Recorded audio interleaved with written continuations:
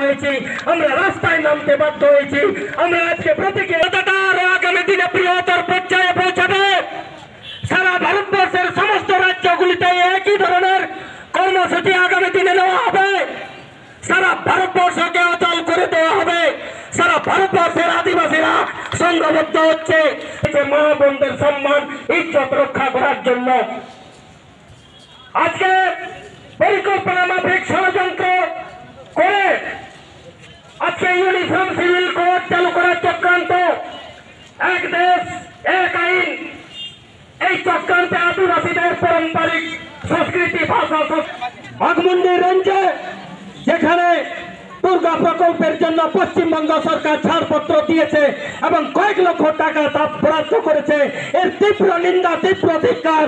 আগামী দিনে আরো জোরদার আন্দোলন চলবে। এই রাজ্য সরকার হয় এই রাজ্য সরকার হয় এই রাজ্য সরকার তোমায় জানায় ঠিক। আমরা এটা দেখেছি যে বারংবার এই আদিবাসী যারা প্রকৃতির সন্তান, প্রকৃতির রক্ষক, সেই তাদেরকে বারংবার বুদ্ধিজীবী পশু প্রেমীরা বারবার আমাদেরকে ঘৃণার চোখে দেখেছে। বারবার রাস্তায় নামাটাকে প্রতিবাদ হিসাবে তারা বিরুদ্ধে গেছে।